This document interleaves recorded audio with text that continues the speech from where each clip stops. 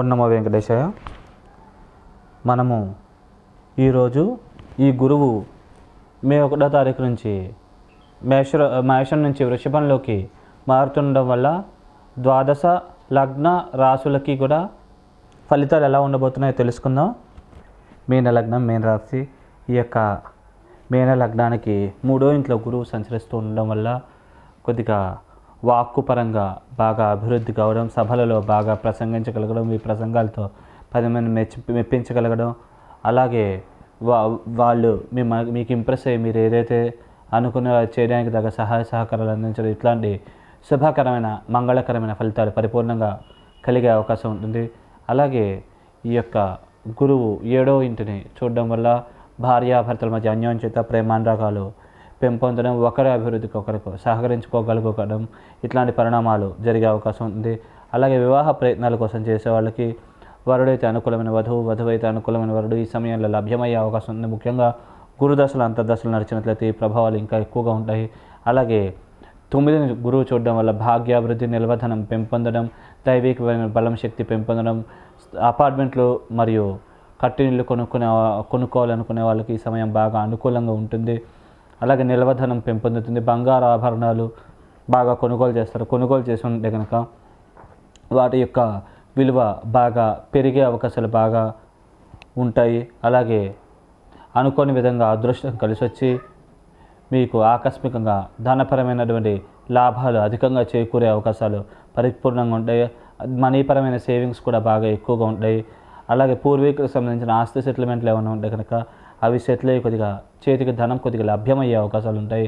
అలాగే లాభస్థానం మీద కూడా గురువు యొక్క శుభదృష్టి వల్ల లాభాభివృద్ధి మరియు ఆకస్మిక లాభప్రాప్తి ఇట్లాంటివి కలిగే అవకాశం ఉంది. స్నేహితులు, బంధుమిత్రుల యొక్క ఆశీర్వాదాలు, వారి యొక్క సహాయ సహకారాలు మీకు పరిపూర్ణంగా లభించి మీరు ఉన్న స్థితి నుంచి ఉన్నత స్థితికి చేరుకోవడానికి వాళ్ళు తోడ్పడే అవకాశం పరిపూర్ణంగా ఉంది. కాబట్టి ఈ సమయాన్ని బాగా ఉపయోగించుకుంటే మంచిది.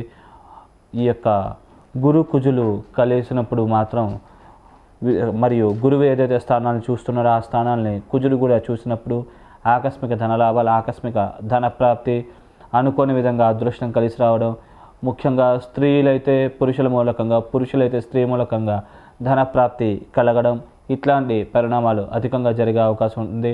అలాగే చంద్రుడు కూడా గురువుతో కలిసినప్పుడు స్వల్పంగా లాభ అయ్యే అవకాశం ఉంటుంది.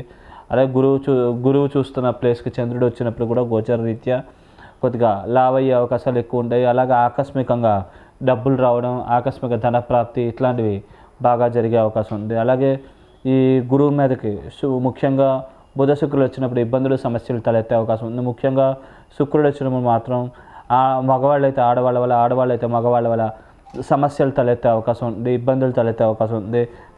కాబట్టి ఆ సమయంలో మాత్రం కొద్దిగా అప్రమత్తంగా జాగ్రత్తగా వ్యవహరించినట్లయితే ఈ దోష ప్రభావం నుంచి పరిపూర్ణంగా బయటపడి మీరు ఏదైతే అనుకున్నారో ఆ పనులన్నీ కూడా సాధించుకోగలుగుతారు.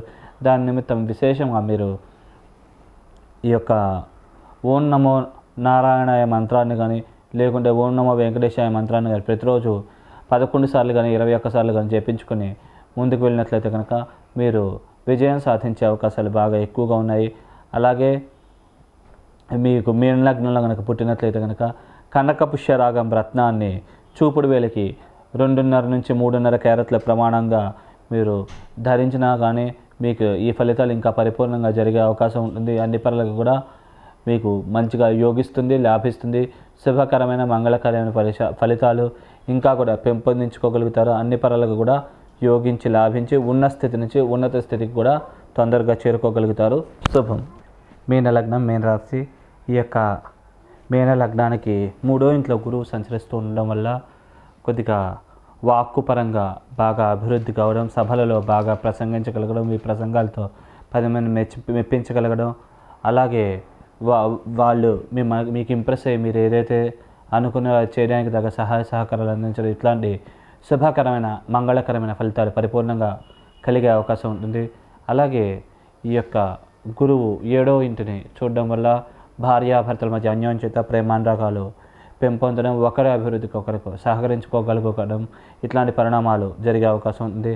అలాగే వివాహ ప్రయత్నాల కోసం చేసే వాళ్ళకి వరుడైతే అనుకూలమైన వధువు, వధువైతే అనుకూలమైన వరుడు ఈ సమయంలో లభ్యమయ్యే అవకాశం ఉంది. ముఖ్యంగా గురుదశలు అంతర్దశలు నడిచినట్లయితే ఈ ప్రభావాలు ఇంకా ఎక్కువగా ఉంటాయి. అలాగే 9ని గురువు చూడడం వల్ల భాగ్యాభివృద్ధి, నిల్వధనం పెంపొందడం, దైవికమైన బలం శక్తి పెంపొందడం, అపార్ట్మెంట్లు మరియు కట్టినిళ్ళు కొనుక్కోవాలనుకునే వాళ్ళకి ఈ సమయం బాగా అనుకూలంగా ఉంటుంది. అలాగే నిల్వధనం పెంపొందుతుంది. బంగారు ఆభరణాలు బాగా కొనుగోలు చేస్తారు. కొనుగోలు చేసి ఉంటే కనుక వాటి యొక్క విలువ బాగా పెరిగే అవకాశాలు బాగా ఉంటాయి. అలాగే అనుకోని విధంగా అదృష్టం కలిసి వచ్చి మీకు ఆకస్మికంగా ధనపరమైనటువంటి లాభాలు అధికంగా చేకూరే అవకాశాలు పరిపూర్ణంగా ఉంటాయి. మనీపరమైన సేవింగ్స్ కూడా బాగా ఎక్కువగా ఉంటాయి. అలాగే పూర్వీకులకు సంబంధించిన ఆస్తి సెటిల్మెంట్లు ఏమైనా ఉంటే కనుక అవి సెటిల్ అయ్యి కొద్దిగా చేతికి ధనం కొద్దిగా లభ్యమయ్యే అవకాశాలు ఉంటాయి. అలాగే లాభస్థానం మీద కూడా గురువు యొక్క శుభదృష్టి వల్ల లాభాభివృద్ధి మరియు ఆకస్మిక లాభప్రాప్తి ఇట్లాంటివి కలిగే అవకాశం ఉంది. స్నేహితులు బంధుమిత్రుల యొక్క ఆశీర్వాదాలు, వారి యొక్క సహాయ సహకారాలు మీకు పరిపూర్ణంగా లభించి మీరు ఉన్న స్థితి నుంచి ఉన్నత స్థితికి చేరుకోవడానికి వాళ్ళు తోడ్పడే అవకాశం పరిపూర్ణంగా ఉంది. ఈ సమయాన్ని బాగా ఉపయోగించుకుంటే మంచిది. ఈ యొక్క గురు కుజులు కలిసినప్పుడు మాత్రం మరియు గురువు ఏదైతే స్థానాన్ని చూస్తున్నారో ఆ స్థానాన్ని కుజులు కూడా చూసినప్పుడు ఆకస్మిక ధనలాభాలు, ఆకస్మిక ధనప్రాప్తి, అనుకోని విధంగా అదృష్టం కలిసి రావడం, ముఖ్యంగా స్త్రీలైతే పురుషుల మూలకంగా, పురుషులైతే స్త్రీ మూలకంగా ధనప్రాప్తి కలగడం, ఇట్లాంటి పరిణామాలు అధికంగా జరిగే అవకాశం ఉంది. అలాగే చంద్రుడు కూడా గురువుతో కలిసినప్పుడు స్వల్పంగా లాభ అయ్యే అవకాశం ఉంటుంది.